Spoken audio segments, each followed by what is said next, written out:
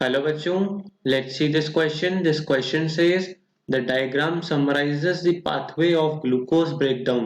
जो glucose breakdown का pathway होता है यहाँ पर दिया गया है. इसमें क्या है? We have hexose step फिर 1 triose phosphate 2 then pyruvate बनता है 3 lactate then this step के बाद acetyl coenzyme A 4 6 carbon compound 5 H2O produce होता है CO2 प्रोड्यूस होता है.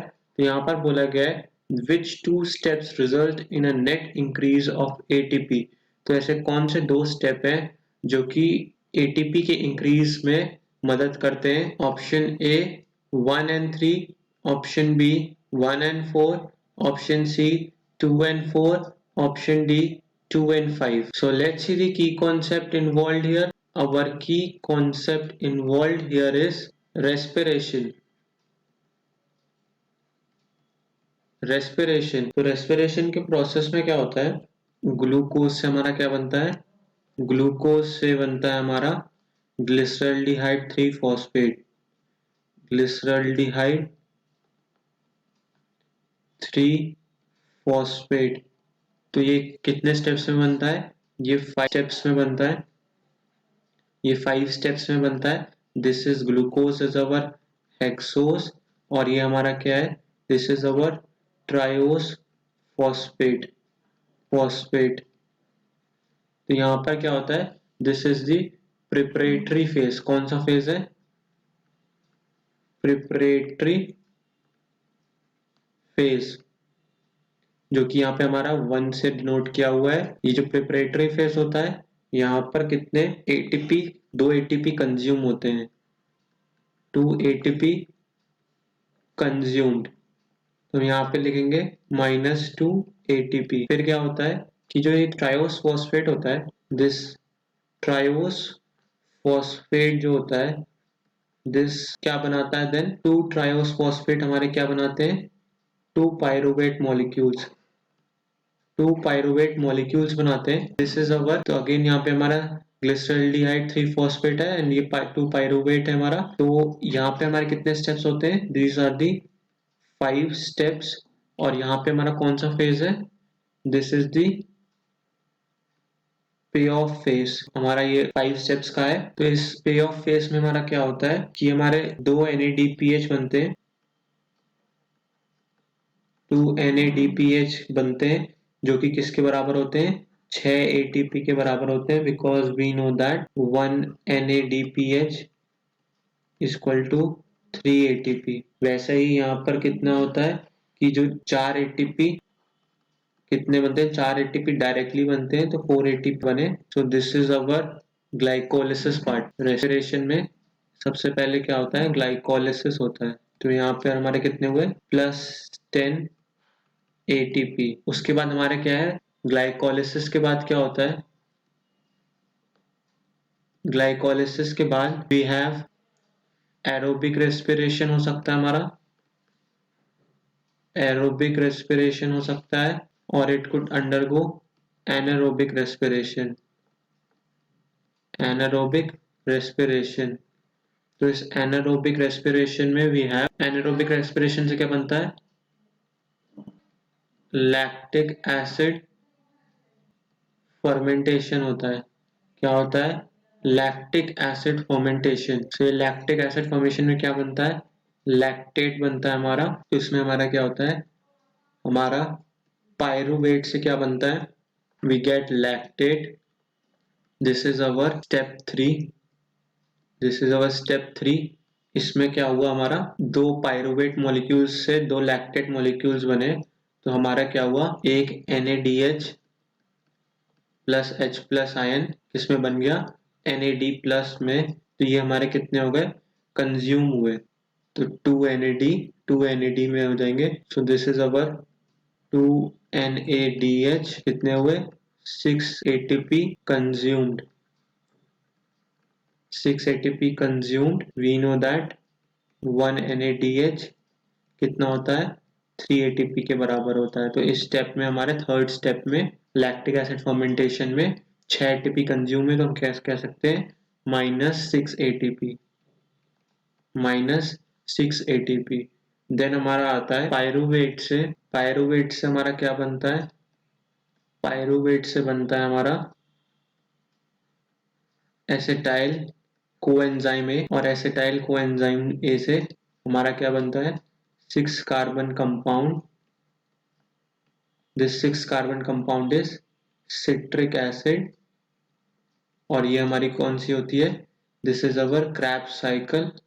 यहाँ पर हमारी क्या चालू हो जाती है, क्रेब्स साइकिल चालू हो जाती है। दो पायरूवेट मॉलिक्यूल्स से इन्होंने 2 एसिटाइल कोएंजाइम ए बनाया और 2 6 कार्बन कंपाउंड्स।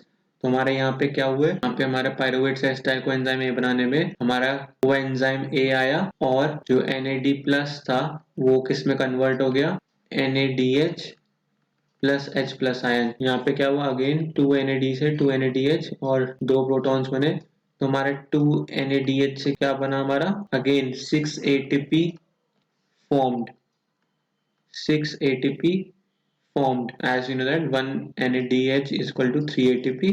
तो यहाँ पे क्या हुआ 6 ATP लिख देते हैं क्योंकि फॉर्म हुआ है, और जो हमारा 2 एसिटाइल कोएंजाइम ए से 2 6 कार्बन कंपाउंड बने, ये हमारा स्टेप वहाँ पे 4 है। तो पायरूवेट से लेके 6 कार्बन कंपाउंड तक हमारे यहाँ पर 6 ATP बन गए। हमारा क्या और हुआ, H2O लगा और ऑक्सैलो एसिटिक एसिड लगा, plus OAA oxalo acetic acid लगा, उससे हमारा ये बना। तो यहाँ तक हमारे कितने हो गए, 6 ATP फॉर्म हुए। देन ये 6 कार्बन कंपाउंड क्या होता है, देन ये जो 6 कार्बन कंपाउंड होता है, this is our citric acid.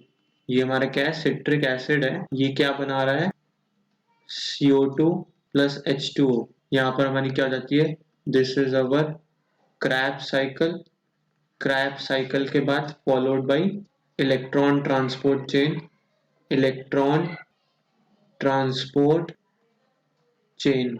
Electron transport chain में हमारा पानी बनता है और क्रैब्स साइकिल में हमारा CO2 रिलीज होता है। तो ये हमारे क्रैब्स साइकिल कितने बनते हैं, वी हैड 6 NADH बिकॉज हमारे पास क्या होते हैं, 2 6 कार्बन कंपाउंड बनते हैं, ऐसे ही हमारे कई सारे CO2 निकलते। ये साइकिल 2 बार चलेगा तो 6 NADH हमारा कितना रिलीज करेगा, 18 ATP। We know that 1 NADH is equal to 3 ATP।